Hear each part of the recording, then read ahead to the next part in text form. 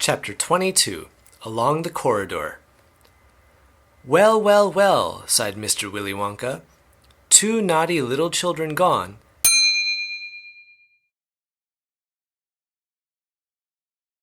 Three good little children left. I think we'd better get out of this room quickly before we lose anyone else." "But Mr. Wonka," said Charlie Bucket anxiously, "will Violet Beauregard ever be all right again, or will she always be a blueberry?" "They'll dejuice her in no time flat," declared Mr. Wonka.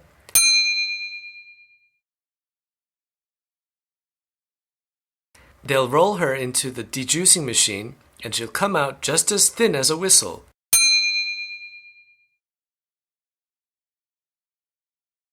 "But will she still be blue all over?" asked Charlie.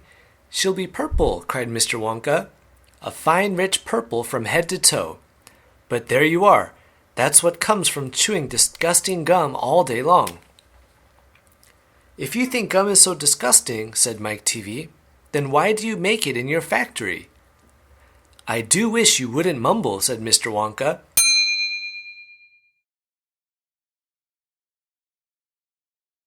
"I can't hear a word you're saying. Come on, off we go. Hurry up, follow me.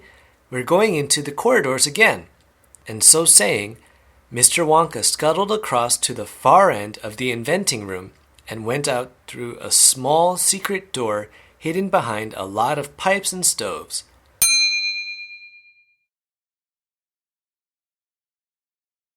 The three remaining children, Veruca Salt, Mike TV, and Charlie Bucket, together with the 5 remaining grown-ups, followed after him.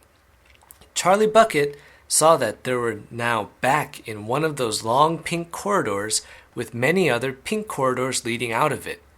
Mr. Wonka was rushing along in front, turning left and right and left, and Grandpa Joe was saying, "Keep a good hold of my hand, Charlie.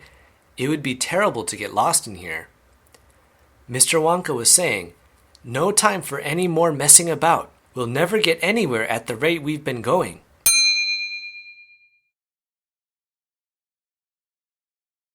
And on he rushed down the endless pink corridors, with his black top hat perched on the top of his head,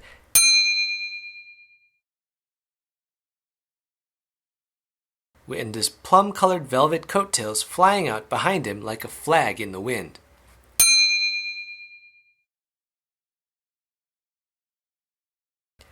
They passed another door, then another and another. There were doors every 20 paces or so along the corridor now, and they all had something written on them, and strange clanking noises were coming from behind several of them, and delicious smells came wafting through the keyholes.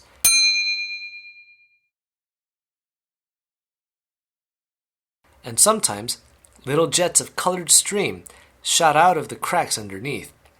Grandpa Joe and Charlie were half running and half walking to keep up with Mr. Wonka, but they were able to read what it said on quite a few of the doors as they hurried by.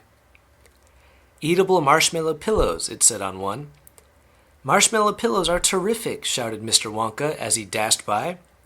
"They'll be all the rage when I get them into the shops. No time to go in, though. No time to go in." "Lickable wallpaper for nurseries," it said on the next door.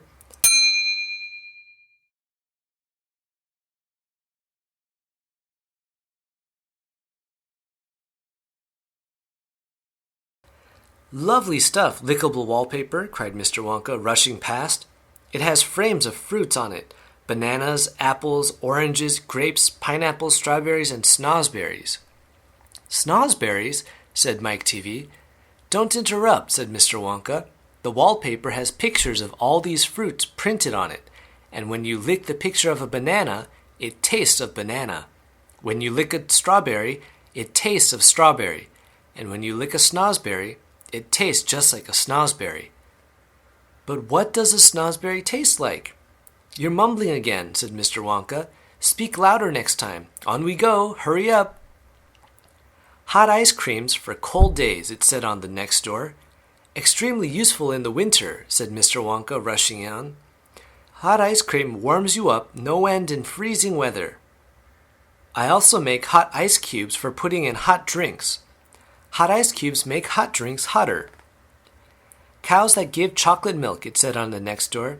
Ah, my pretty little cows, cried Mr. Wonka. How I love those cows. But why can't we see them? Asked Veruca Salt.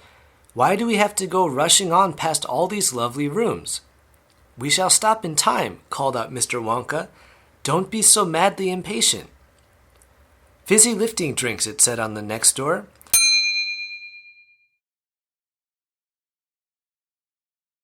Oh, those are fabulous, cried Mr. Wonka. They fill you with bubbles, and the bubbles are full of a special kind of gas. And this gas is so terrifically lifting that it lifts you right off the ground just like a balloon.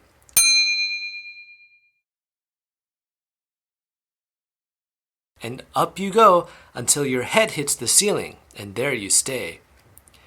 But how do you come down again? Asked little Charlie. You do a burp, of course, said Mr. Wonka.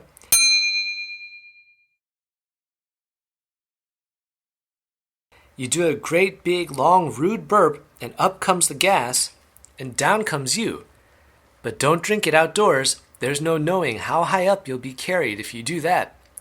I gave some to an Oompa Loompa once out in the backyard, and he went up and up and up and disappeared out of sight. It was very sad. I never saw him again. He should have burped, Charlie said. Of course he should have burped, said Mr. Wonka. I stood there shouting, Burp, you silly ass, burp, or you'll never come down again. But he didn't, or couldn't, or wouldn't. I don't know which. Maybe he was too polite.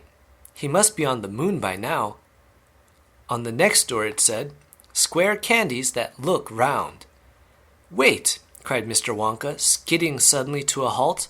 I am very proud of my square candies that look round. Let's take a peek.